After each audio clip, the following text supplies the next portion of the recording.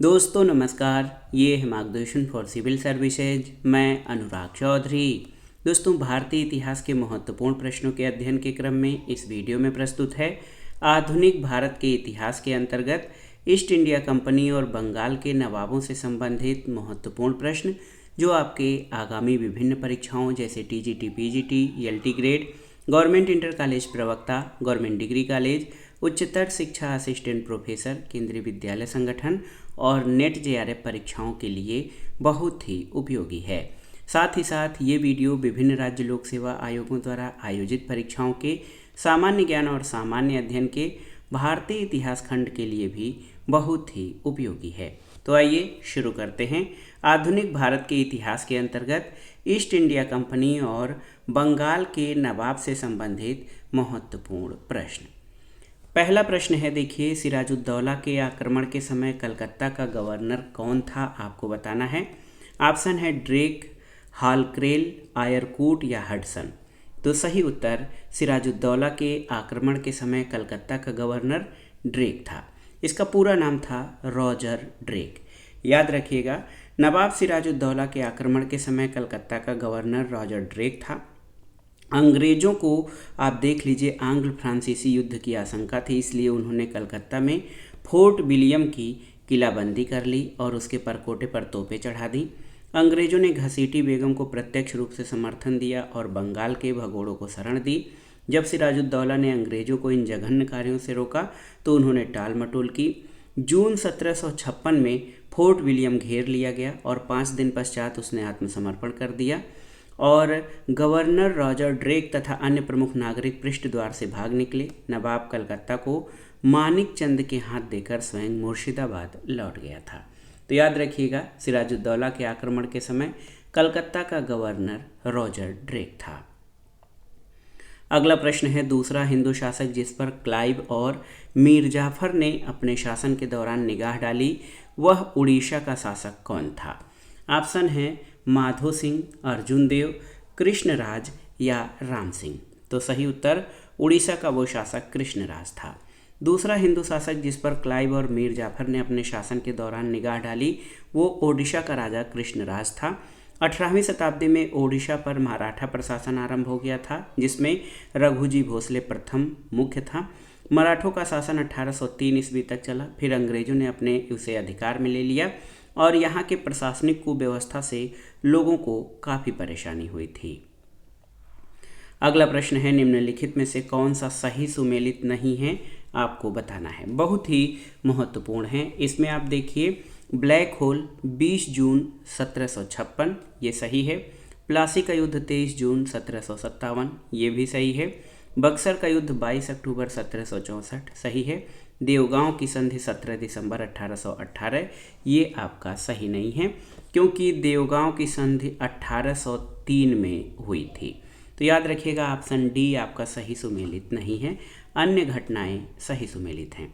तो याद रखिएगा, ब्लैक होल की घटना 20 जून 1756 को हुई थी, प्लासी का युद्ध 23 जून 1757 को, बक्सर का युद्ध 22 अक्टूबर 1764 को और देवगांव संधि 17 दिसंबर 1803 को हुई थी। अगले प्रश्न पर आते हैं, निम्नलिखित घटनाओं को सही तिथि क्रम में व्यवस्थित कीजिए। पहली घटना है, आप देखिए, मीर जाफर की मृत्यु। दूसरा है बक्सर का युद्ध। तीसरा ब्लैक होल दुर्घटना। चौथा इलाहाबाद की संधि। पांचवा क्लाइव के कलकत्ता के गवर्नर के रूप में अपना प्रथम कार्यकाल पूरा कर इंग्लैंड वापसी। तो आप देखिए, ब्लैक होल की घटना जो है ये कब हुई थी। ब्लैक होल की घटना अभी अभी हमने पढ़ा है, ये 20 जून 1756 को हुआ था। क्लाइव का कलकत्ता गवर्नर के रूप में प्रथम कार्यकाल 1757 से 1760 था। 22 अक्टूबर 1764 को अंग्रेज़ों ने मीर कासिम, अवध के नवाब शुजाउद्दौला और दिल्ली के मुगल सम्राट शाह आलम द्वितीय की सम्मिलित सेना को बक्सर के युद्ध में परास्त किया था। फरवरी 1765 में मीर जाफर की मृत्यु के बाद उसका पुत्र नजमुद्दौला बंगाल का नवाब बना और इलाहाबाद की संधि आप जानते हैं 1765 में हुई थी। तो इस प्रकार से जो सही क्रम हो जाएगा वो है 3, यानी ब्लैक होल दुर्घटना, उसके बाद क्लाइव की कलकत्ता के गवर्नर के रूप में प्रथम कार्यकाल, उसके बाद जो है बक्सर का युद्ध हुआ था, फिर मीर जाफर की मृत्यु और अंतिम में इलाहाबाद की संधि 1765 में अगस्त माह में हुई थी। अगला प्रश्न है, देखिए, बंगाल सूबे का अंतिम गवर्नर कौन था जिसे मुगल बादशाह ने नियुक्त किया था? ये भी बहुत ही महत्वपूर्ण प्रश्न है। तो सही उत्तर है मुर्शीद कुली खां। बंगाल सूबे का अंतिम गवर्नर मुर्शीद कुली खां था, जिसे मुगल बादशाह औरंगजेब ने 1701 में नियुक्त किया था। औरंगजेब की मृत्यु के बाद बंगाल मुर्शीद कुली खां के नेतृत्व में पूर्ण स्वतंत्र हो गया और मुर्शीद कुली खां ने 1704 में बंगाल की राजधानी को ढाका से हटाकर मुर्शिदाबाद स्थानांतरित कर दिया। उसने बंगाल में नई भू राजस्व व्यवस्था के तहत तकावी ऋण प्रदान किए और इजारेदारी प्रथा को बढ़ावा दिया। तो याद रखिएगा, बंगाल सूबे का अंतिम गवर्नर जिसे मुगल बादशाह ने नियुक्त किया था वो मुर्शीद कुली खां था। अगला प्रश्न है, मुगल सम्राट के फरमान को कंपनी का मैग्ना कार्टा किसने कहा था? ऑप्शन है रिजले, हैरलॉक, ओरम या मार्टिन ने। तो सही उत्तर ओरम ने। मुगल सम्राट फर्रुखसियर द्वारा 1717 में जारी किए गए फरमान को ओरम यानी रॉबर्ट ओरम ने ईस्ट इंडिया कंपनी का मैग्ना कार्टा कहा। 1717 ईस्वी में मुगल बादशाह फर्रुखसियर ने एक फरमान जारी किया जिसमें अंग्रेजों को 3000 रुपये वार्षिक कर देकर बंगाल में बिना अतिरिक्त चुंगी दिए व्यापार करने के अधिकार की पुष्टि की गई और अंग्रेजों द्वारा निर्मित सिक्कों को भारत में सभी जगह मान्यता दी गई। फर्रुखसियर के शासनकाल में 1715 में जॉन सुरमन के नेतृत्व में एक शिष्टमंडल भारत भी आया था। अगला प्रश्न है, सितंबर 1760 की संधि के द्वारा मीर कासिम ने निम्नलिखित में से कौन से 3 जिले ईस्ट इंडिया कंपनी को सौंप दिए थे? तो सही उत्तर है बर्दवान, मिदनापुर, चटगांव। BMC, बर्दवान, मिदनापुर और चटगांव, ये वो जिले थे जिसे 1760 की संधि के बाद मीर कासिम ने ईस्ट इंडिया कंपनी को दे दिए थे। सितंबर 1760 में अंग्रेज और मीर कासिम के मध्य एक संधि हुई थी जिसके आधार पर मीर कासिम ने कंपनी को बर्दवान, मिदनापुर और चटगांव के जिले देने की बात मान ली थी। सितंबर 1760 की संधि के अनुसार मीर कासिम ने सिलहट के चूने के व्यापार में कंपनी को आधा भाग और कंपनी को दक्षिण में अभियानों के लिए 5 लाख रुपए देना स्वीकार किया। मीर कासिम ने अपनी राजधानी मुर्शिदाबाद से मुंगेर स्थापित किया और मीर कासिम ने एक कर खिजरी जमा जो अभी तक अधिकारियों द्वारा छुपाया जाता था उसको भी प्राप्त किया था। अगला प्रश्न है, बंगाल के किस शासक ने कहा था कि यदि अंग्रेजों को बंगाल की भूमि से बाहर किया तो समुद्र में आग लग जाएगी? ऑप्शन है सरफराज खान बहादुर, मुर्शीद कुली खां, निजाबत अली खां या अली वर्दी खां। तो सही उत्तर ऑप्शन डी, अली वर्दी खां। ये भी बहुत ही महत्वपूर्ण प्रश्न है। बंगाल के नवाब अली वर्दी खां का कथन है कि यदि अंग्रेजों को बंगाल की भूमि से बाहर किया तो समुद्र में आग लग जाएगी। अली वर्दी खां 1740 में बंगाल की गद्दी पर बैठा। इसका अंग्रेजों के साथ अच्छा संबंध था, किंतु इसने अंग्रेजों को अपने गोदामों को दुर्गीकृत करने की अनुमति नहीं दी। इसने यूरोपियों की तुलना मधुमक्खियों से की और कहा कि यदि इन्हें न छेड़ा जाए तो शहद देंगी और यदि छेड़ा जाए तो वो काट काट कर मार डालेंगी। तो 2 कथन हैं, दोनों ही अली वर्दी खां के हैं। यदि अंग्रेजों को बंगाल की भूमि से बाहर किया तो समुद्र में आग लग जाएगी, ये। और दूसरा, अली वर्दी खां ने यूरोपियों की तुलना मधुमक्खियों से की थी और कहा कि यदि इन्हें न छेड़ा जाए तो शहद देंगी और यदि छेड़ा जाए तो वो काट काट कर मार डालेंगी। अगला प्रश्न है, अंग्रेजों को दीवानी मिलने के समय निम्नलिखित में से बंगाल का नवाब कौन था? तो उत्तर है नजमुद्दौला। 12 अगस्त 1765 के इलाहाबाद की प्रथम संधि पर शाह आलम द्वितीय, बंगाल के नवाब नजमुद्दौला और क्लाइव ने हस्ताक्षर किए। इस संधि के अनुसार मुगल सम्राट शाह आलम द्वितीय ने 12 अगस्त के फरमान के जरिए बंगाल, बिहार और उड़ीसा की दीवानी कंपनी को दे दिया। इस प्रकार जब अंग्रेजों को बंगाल की दीवानी प्राप्त हुई उस समय 12 अगस्त 1765 को बंगाल का नवाब नजमुद्दौला था, याद रखिएगा। अगला प्रश्न है, अंग्रेजों ने आधुनिक कलकत्ता की स्थापना कब की थी? आपको बताना है। ऑप्शन है 1700 में, 1660 में, 1690 में या 1680 में। तो सही उत्तर ऑप्शन सी, 1690 में। कासिम बाजार की फैक्ट्री के प्रमुख जाप चारनाक ने अंग्रेज व्यापार केंद्र के लिए हुगली के स्थान पर सूतानाती यानी कलकत्ता स्थल को चुना और इस तरह 1690 में जाप चारनाक ने अंग्रेज बस्ती के रूप में कलकत्ता की स्थापना की थी। अन्य महत्वपूर्ण तथ्य देख लेते हैं कि बंगाल के सुल्तान सूबेदार अजीम उस शान ने 1698 में अंग्रेजों को सुल्तानाती, कालिकाता और गोविंदपुर नामक 3 गांवों की जमींदारी दी, जिसके बदले इन गांवों के मालिकों को 1300 रुपये देना पड़ा। इंग्लैंड के सम्राट के सम्मान में सुल्तानाती, कोलकाता और गोविंदपुर की किलाबंदी व्यावसायिक प्रतिष्ठान का नाम फोर्ट विलियम रखा गया और सन 1700 में फोर्ट विलियम को पहला प्रेसिडेंसी नगर घोषित किया गया था। तो याद रखिएगा, कासिम बाजार की फैक्ट्री के प्रमुख जाप चारनाक ने अंग्रेज व्यापार केंद्र के लिए जो है कलकत्ता को 1690 में या आधुनिक कलकत्ता की स्थापना सन 1690 में की गई थी। अगला प्रश्न है, अहमद शाह अब्दाली ने निम्नलिखित में से किस मुगल शासक के शासनकाल में सर्वप्रथम भारत पर आक्रमण किया था? मोहम्मद शाह, अहमद शाह, शाह आलम द्वितीय या अकबर द्वितीय? तो सही उत्तर मोहम्मद शाह। अहमद शाह अब्दाली अफगानिस्तान के दुर्रानी वंश का था, याद रखिएगा। प्रारंभ में इसने नादिर शाह के अधीन काम किया था और अपने स्वतंत्र शासन के दौरान उसने भारत पर कई बार आक्रमण किया। भारत पर सर्वप्रथम मुगल शासक मोहम्मद शाह के शासनकाल में 1748 में अहमद शाह अब्दाली ने आक्रमण किया था। अगला प्रश्न है, क्लाइव ने एक व्यक्ति के जाली हस्ताक्षर का उपयोग किया था, वो कौन था? तो सही उत्तर वाटसन।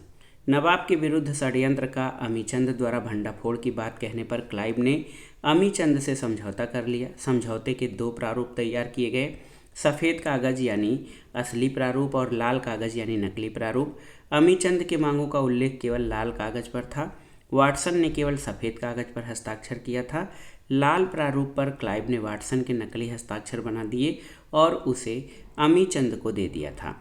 नवाब के विरुद्ध षड्यंत्र में नवाब का सेनापति मीर जाफर, यार लतीफ़, दीवान राय दुर्लभ और बंगाल के सबसे बड़े बैंकर जगत सेठ शामिल थे। मार्च 1757 में अंग्रेजों ने फ्रांसीसियों से चंद्रनगर छीन लिया था और क्लाइव ने दावा किया कि चंद्रनगर की क्षति फ्रांसीसियों के लिए इतनी भयंकर सिद्ध हुई जिसे व्यक्त नहीं किया जा सकता। अगला प्रश्न बहुत ही महत्वपूर्ण है, बार बार परीक्षाओं में पूछा जाता है कि बंगाल में ब्लैक होल की घटना किस नवाब के समय में हुई थी? तो आप जानते भी हैं कि बंगाल में ब्लैक होल की घटना नवाब सिराजुद्दौला के समय काल में हुई थी। ब्लैक होल की घटना की तारीख है 20 जून 1756 और ये कलकत्ता में घटी थी। इस समय बंगाल का नवाब सिराजुद्दौला था। ये अली वर्दी खां का दौहित्र यानी पुत्री का पुत्र था। हॉलवेल के अनुसार नवाब ने 20 जून की रात 146 अंग्रेज बंदियों को 18 फुट लंबे, 14 फुट और 10 इंच चौड़े कमरे में बंद कर दिया। अगले दिन हॉलवेल सहित मात्र 23 व्यक्ति जिंदा बचे थे और ये घटना इतिहास में ब्लैक होल के नाम से प्रसिद्ध है। तत्कालीन इतिहासकार गुलाम हुसैन ने अपनी पुस्तक सियारुल मुतखरीन में ब्लैक होल की घटना का कोई जिक्र नहीं किया है। अलीनगर की संधि 9 फरवरी 1757 बंगाल के नवाब सिराजुद्दौला और क्लाइव के बीच हुई और अलीनगर सिराजुद्दौला द्वारा कलकत्ता को दिया गया नया नाम था। अगला प्रश्न है, निम्नलिखित में से किस तिथि को अंग्रेजों ने कलकत्ता पर पुनः अधिकार किया था? ऑप्शन है 10 फरवरी 1756, 2 जनवरी 1757, 4 मार्च 1775 या 3 अप्रैल 1757। तो सही उत्तर है 2 जनवरी 1757। अंग्रेजों ने 2 जनवरी 1757 को कलकत्ता पर पुनः अधिकार कर लिया। अलीनगर की संधि के अनुसार नवाब ने अंग्रेजों को वह अधिकार पुनः प्रदान किया जो उन्हें सम्राट फर्रुखसियर के फरमान द्वारा मिला था।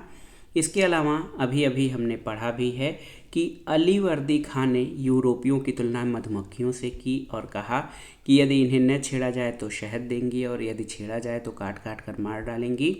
मुर्शीद कुली खां ने भूमि बंदोबस्त में इजारेदारी प्रथा प्रारंभ की थी। अगले प्रश्न पर आते हैं। महत्वपूर्ण प्रश्न है कि किस भारतीय को प्रथम बार बंगाल का उप दीवान नियुक्त किया गया था, आपको बताना है। ये बहुत ही महत्वपूर्ण प्रश्न है। तो सही उत्तर है मोहम्मद रजा खां। देखिए, मोहम्मद रजा खां को रॉबर्ट क्लाइव ने प्रथम बार बंगाल का उप दीवान नियुक्त किया और बिहार में राजा सिताब राय को उप दीवान नियुक्त किया गया था। प्रमुख दीवानी कार्यालय मुर्शिदाबाद और पटना में स्थापित किए गए। अगस्त 1765 में इलाहाबाद की संधि के तहत कंपनी को बंगाल, बिहार और उड़ीसा की दीवानी प्राप्त हुई। और यहीं से बंगाल में द्वैध शासन की स्थापना हुई। द्वैध शासन का जनक आप जान लीजिए लियोनिल कर्टिस को माना जाता है। और द्वैध शासन की विशेषता थी उत्तरदायित्व रहित अधिकार और अधिकार रहित उत्तरदायित्व। तो याद रखिएगा, भारतीय जो प्रथम बार बंगाल का उप दीवान नियुक्त किया गया वो कौन था? मोहम्मद रजा खां। अगला प्रश्न है, सिराजुद्दौला के उपरांत अंग्रेजों ने बंगाल का नवाब किसे बनाया था? आपको बताना है। मीर कासिम, मीर जाफर, नजमुद्दौला या अलीवर्दी खां? तो सही उत्तर मीर जाफर को। प्लासी के युद्ध 23 जून 1757 में सिराजुद्दौला की पराजय के बाद अंग्रेजों ने मीर जाफर को बंगाल का नवाब बनाया। इस उपलक्ष्य में उसने अंग्रेजों को उनकी सेवाओं के बदले 24 परगने की जमींदारी से पुरस्कृत किया। कर्नल माल्सन ने लिखा है कि कंपनी के अधिकारियों का अब एक ही उद्देश्य था, जितना लूट सको लूटो। मीर जाफर सोने की एक थैली है जिसमें जब जी चाहे हाथ डाल लो। 1740 में अलीवर्दी खां ने बंगाल के नवाब सरफराज खां शुजाउद्दीन के पुत्र को गिरिया के युद्ध में परास्त कर बंगाल की सूबेदारी प्राप्त की। मराठा सरदार रघुजी से 1751 में संधि के द्वारा अलीवर्दी खां ने मराठों को उड़ीसा प्रांत और 12 लाख रुपए वार्षिक चौथ देने की बात स्वीकार की थी। अगला प्रश्न है, बक्सर का युद्ध कब हुआ था? ये आपको बताना है। बक्सर का युद्ध कब हुआ था? तो सही उत्तर है 22 अक्टूबर 1764 को। बक्सर के युद्ध में 22 अक्टूबर 1764 को अंग्रेजों ने बंगाल के नवाब मीर कासिम, अवध के नवाब शुजाउद्दौला और दिल्ली के सम्राट शाह आलम द्वितीय की सम्मिलित सेना को हराया था। इस युद्ध में अंग्रेजों की कमान मेजर हेक्टर मुनरो के हाथ में थी और इस युद्ध के समय वेंसीटार्ट बंगाल का गवर्नर था और इस युद्ध के परिणाम ने प्लासी के नेड़ियों पर मुहर लगा दी थी। तो याद रखिएगा, बक्सर का युद्ध 22 अक्टूबर 1764 को हुआ था।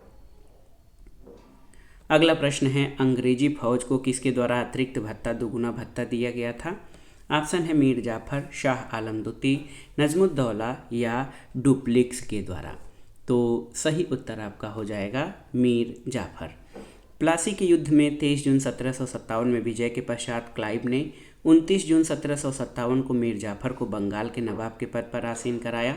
बंगाल की नवाबी प्राप्त करने के उपलक्ष्य में मीर जाफर ने कंपनी को 24 परगने की जमींदारी और कंपनी सेना को अतिरिक्त भत्ता दिया गया। बंगाल के सभी फ्रांसीसी बस्तियों को जाफर ने अंग्रेजों को सौंप दिया। मुर्शिदाबाद में मीर जाफर को कर्नल क्लाइव का गीदड़ कहा जाता था। ये बहुत ही महत्वपूर्ण है। मुर्शिदाबाद में मीर जाफर को कर्नल क्लाइव का गीदड़ कहा जाता था। मीर जाफर ने अंग्रेजों को इतने अधिक धन दिए कि उसे अपने महल में सोने चांदी के बर्तन भी बेचने पड़े और मीर जाफर ने क्लाइव को मुगल सम्राट आलमगीर द्वितीय से उमरा की उपाधि प्रदान करवाई थी। अगला प्रश्न है, 1757 में सिराजुद्दौला को किसने पराजित किया था? ये प्रश्न भी बहुत ही महत्वपूर्ण है। तो सही उत्तर लॉर्ड क्लाइव ने। लॉर्ड क्लाइव ने कूटनीति का सहारा लेकर प्लासी के युद्ध 23 जून 1757 में सिराजुद्दौला को पराजित किया। प्लासी के युद्ध के बाद मीर जाफर को नवाब का पद के बदले कंपनी को 24 परगने की जमींदारी मिली।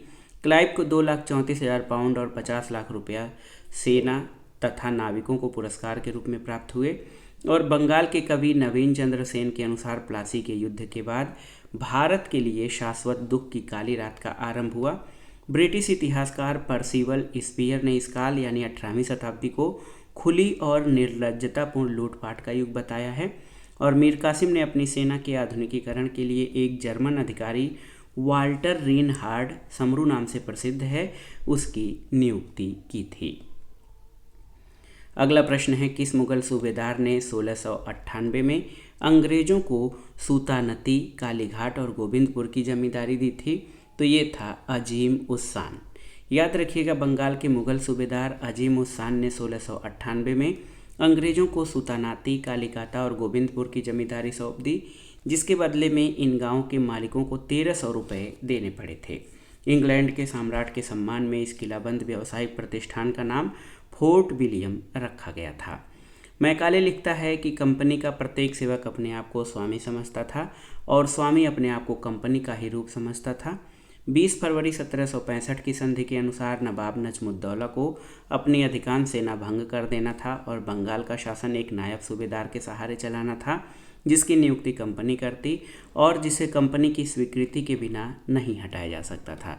बंगाल में 1765 में द्वैध शासन की नींव क्लाइव ने रखी और 1772 में वारेन हेस्टिंग्स ने इसे समाप्त किया था। तो याद रखिएगा, ये बहुत ही महत्वपूर्ण प्रश्न है दोस्तों। इसमें आपसे पूछा गया है कि किस मुगल सूबेदार ने 1698 में अंग्रेजों को सूता नदी, कालीघाट और गोविंदपुर की जमींदारी दी थी। तो ये था अजीम उस शान। अगला प्रश्न है, बंगाल की सेना के उच्च जाति सिपाहियों को उच्च जातीय भाड़े के सैनिक किसने कहा था? ऑप्शन है Lord Hardinge, Henry Lawrence, Charles Napier या लॉर्ड ऑकलैंड ने। तो सही उत्तर चार्ल्स नेपियर ने। याद रखिएगा, बंगाल की सेना के उच्च जाति सिपाहियों को उच्च जाति भाड़े के सैनिक चार्ल्स नेपियर ने कहा था। लॉर्ड डलहौजी के गवर्नर जनरल होने के समय 3 सैनिक विद्रोह हो चुके थे। 1849 में 22वें एनआई का विद्रोह, 1850 में 66वें एनआई का विद्रोह और 1852 में 38वें एनआई का विद्रोह। अमेरिकन मिशनरी सोसाइटी ने आगरा में एक बहुत भारी मुद्रणालय लगाया। 1854 में डाकघर अधिनियम के पारित होने पर सैनिकों की निःशुल्क डाक सुविधा प्रदान या समाप्त कर दी गई थी।